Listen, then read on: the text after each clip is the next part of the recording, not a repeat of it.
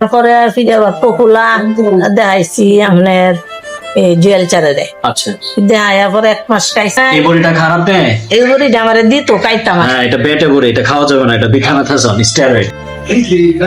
আমরা না আগে কেউ আসছি না। আপনার বেরিয়েছে কতদিন হয়েছে এটা? আমার এটা 2 বছর হয়েছে। 2 বছর যাবত নিয়ে ভুগতেছে। কতজন ডাক্তার দেখাইছেন? ডাক্তার দেখাইছি, পয়লা দেখাইছি রসগোল্লা এই যে পাগলপুরের ডাক্তার রহমান সাহেব ওষুধ খরচ খাইছি 3 মাস গেছে ডাক্তারে নাই আবার ফিরে আবার। তারপরে ফিরে আবার পকুলা দেখাইছি আপনার জুয়েল চারে আচ্ছা দেখাইয়া পরে 1 মাস খাইছি পরে গেছে গা আবার ফিরে হঠাৎ করে। তারপর আর কাজ দেখাইছি? দেখার পরে আর অন্য বড় ডাক্তার দেখাইছি না, যে সরকারি ডাক্তার দেখাইছি বিভিন্ন জায়গাতে ফার্মেসি থেকে ওষুধ ব্যবহার করছে, বলে একটু চুলকানিটা কমে থাকে একটু কানতে দেখাইছি না, নিজের আর মুখে দেখাইছি মডেল বাজারও নতুন বাজারও আমার ভাই ফুলিও ডাক্তার। এখন আপনারা আমাদের ঠিকানা দিছে কি? এই ঠিকানা দিছে আপনার অনেকজন বলে দেখাইছে, আমার বাবার বাড়ি হয়েছে বাসা দিয়ে। আচ্ছা হ্যাঁ, পরে বলে ভালো হয়েছে। আচ্ছা রোগ সম্পর্কে তো আগে জানতে হবে যে আপনার কি রোগ হয়েছে। 2 বছর ধরে চিকিৎসা করতেছেন, এখন আপনি তো জানেন না যে আমার এটা কি রোগ, অথবা আমার রোগটা কেন চাইতেছে না, অথবা কেন আবার বারবার হইতেছে। এটা দাউদ, এটা কি দাউদ?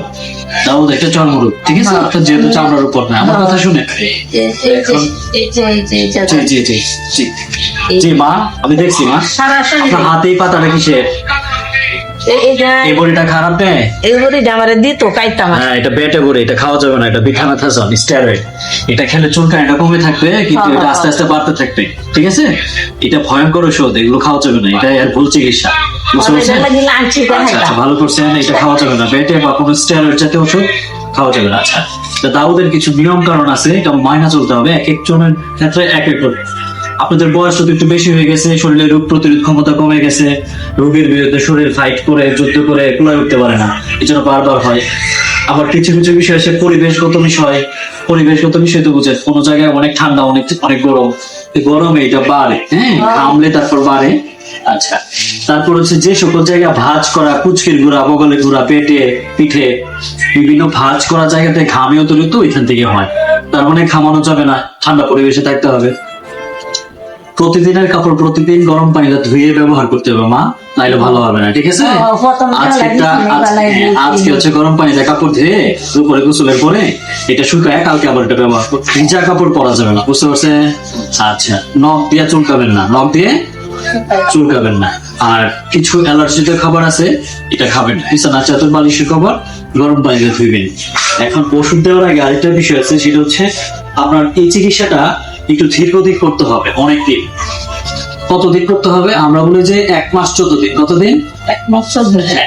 1 মাস চিকিৎসা করার পরে আপনার দেখবেন যেটা চলে গেছে, তখন আরো 14 দিন ওষুধ ব্যবহার করতে হবে। এটা রুল অফ 2 বলা হয়, রুল অফ 2। আর 14 দিন মানে 2 সপ্তাহ ওষুধ ব্যবহার করতে হবে, মানে মুখের ওষুধ এবং লাগানোর ওষুধ। তারপরে করতে হবে কি, ততদিন ওষুধ ব্যবহার করতে হবে যতদিন না আপনার চামড়ার কালারটা, দেখে হাতটা দেখিয়ে বাবা, আপনার এই যে কালারটা চামড়া, এই কালারটা আর এই কালারটা যতদিন না এক হয়েছে ততদিন পর্যন্ত মলম চলবে, মলম বন্ধ করা যাবে না, বুঝতে পারছেন বিষয়টা?